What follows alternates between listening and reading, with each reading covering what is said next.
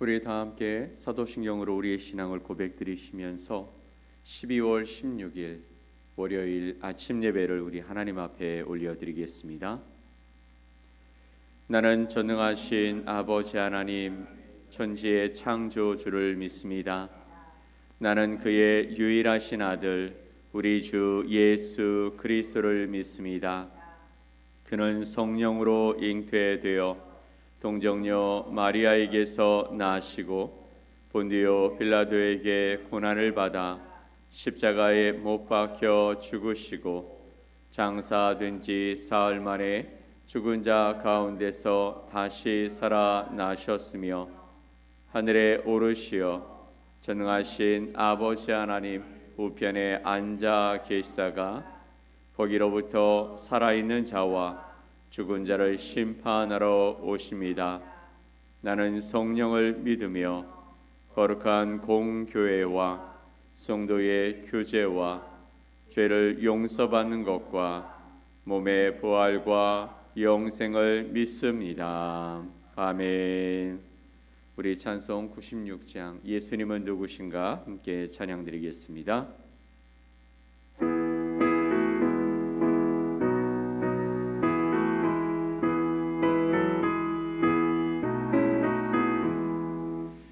예수님은 누구신가 우는 자의 위로와 없는 자의 풍성이며 선한 자의 높음과 잡힌 자의 노임되고 우리 기쁨 되시네.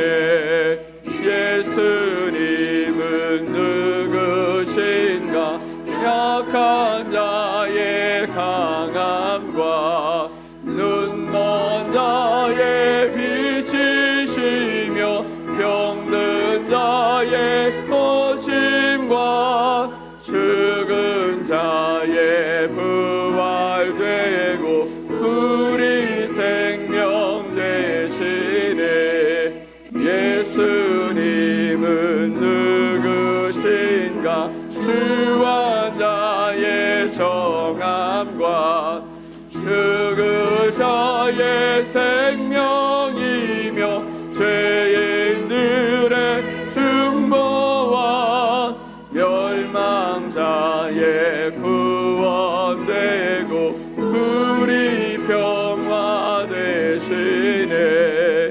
예수님은 누구신가 본교회의 머리와 온 세상의 구주시며 모든 왕의 왕이요 심판하실 주님 되고 우리 영광 되시네.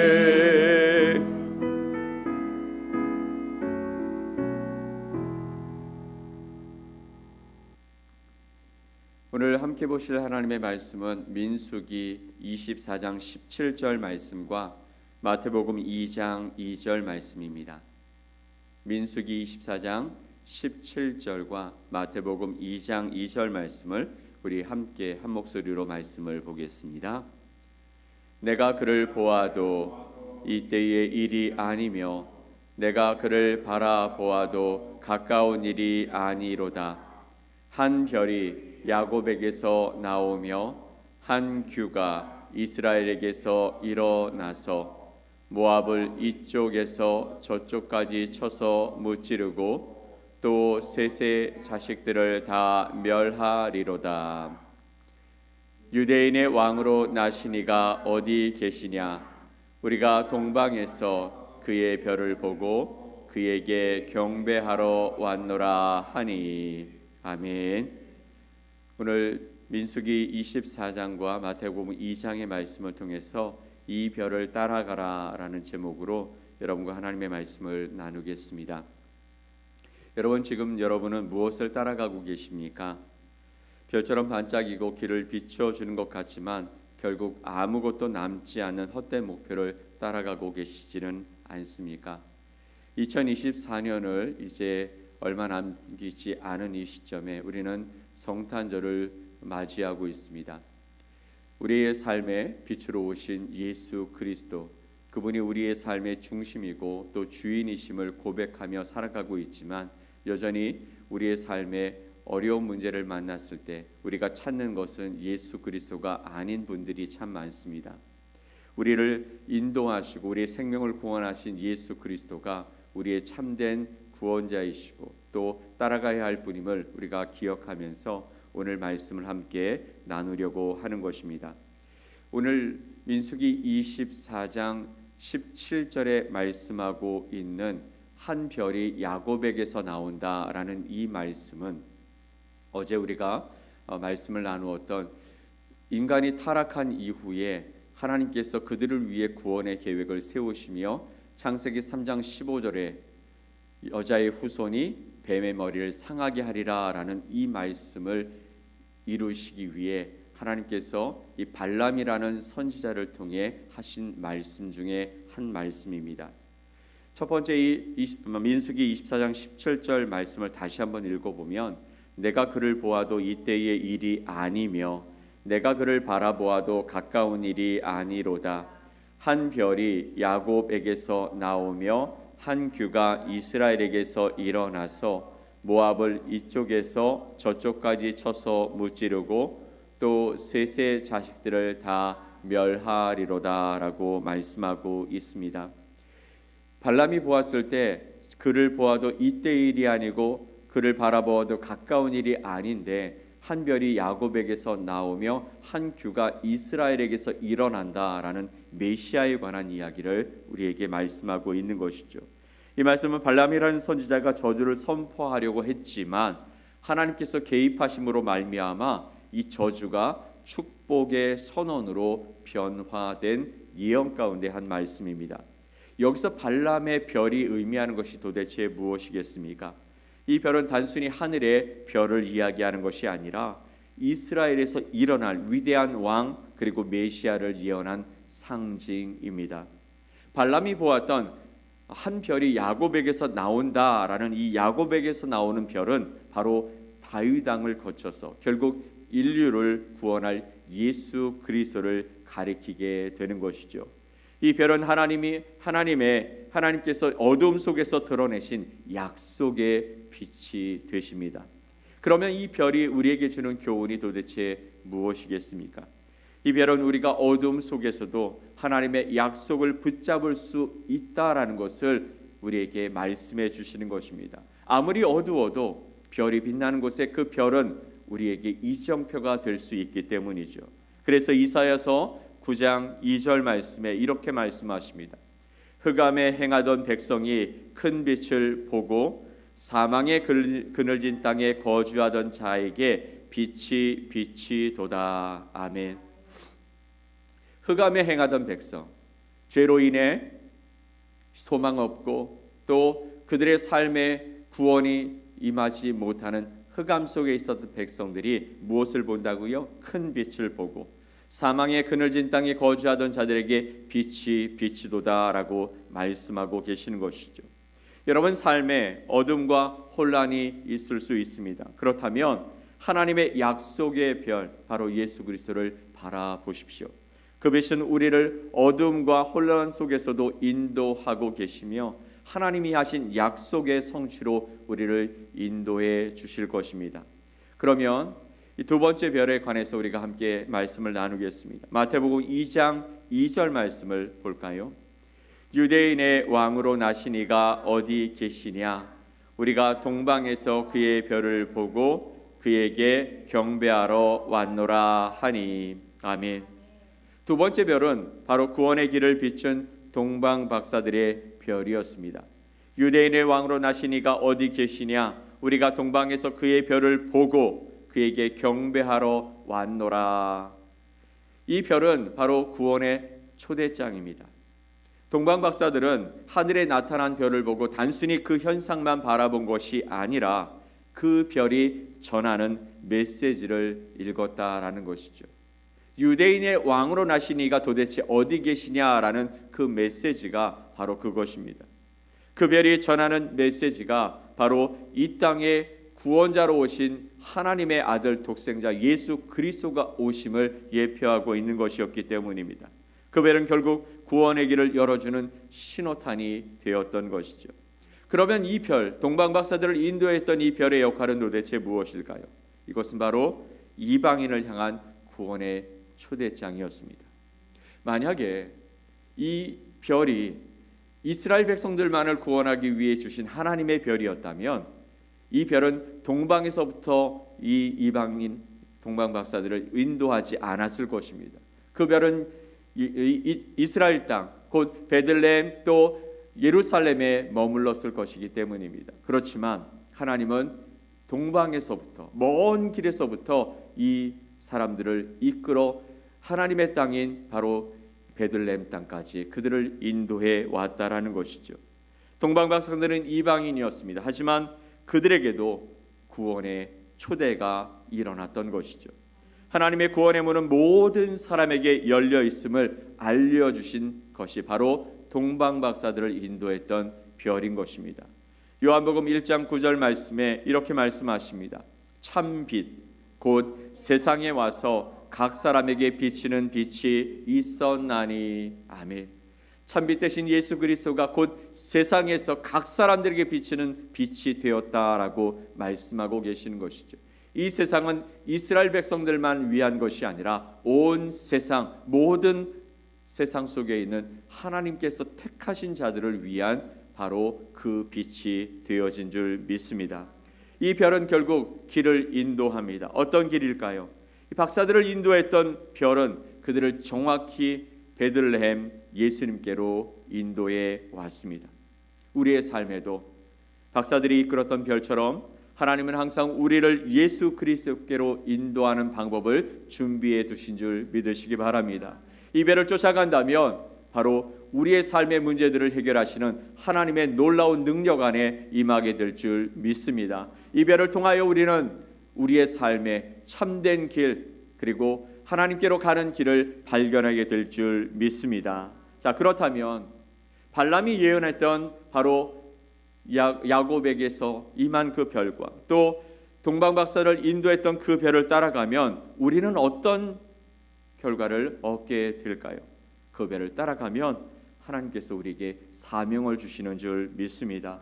예수님은 참빛 되십니다. 저와 여러분이 따라야 할 별은 바로 예수 그리스도인 줄 믿습니다. 요한복음 8장 12절 말씀에 예수님이 이렇게 말씀하시죠. 함께 읽어볼까요? 나는 세상의 빛이니 나를 따르는 자는 어둠에 다니지 아니하고 생명의 빛을 얻으리라. 아멘.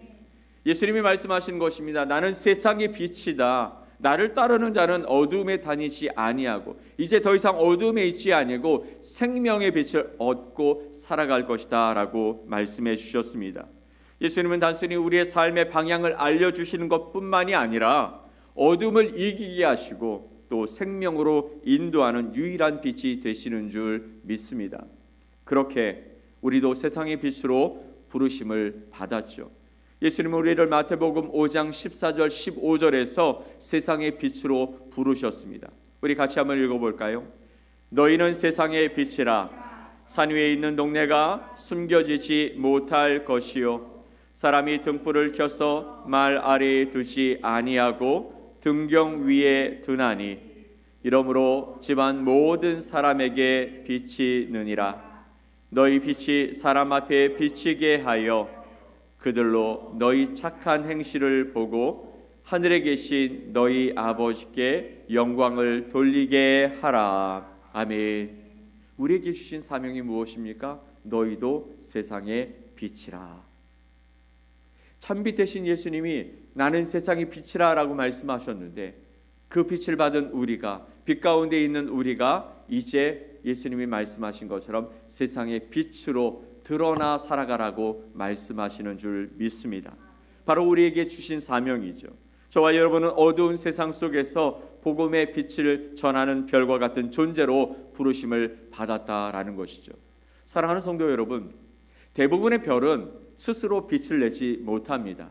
대부분의 별은 빛이 비춰진 그것을 반사해서 그 빛을 우리에게 보여주고 있는 것이죠. 그러니 우리도 누구의 빛을 받아야 할까요? 예수 그리스도의 빛을 받아서 이 빛을 세상에 전하는 하나님의 사명자로서의 삶을 살아가야 할 줄 믿습니다.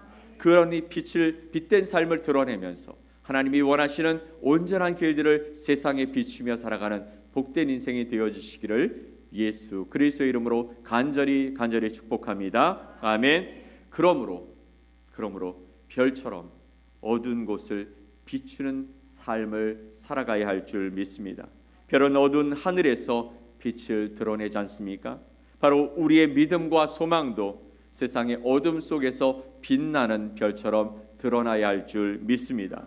빌립보서 2장 15절 말씀에 이렇게 말씀하고 계시죠.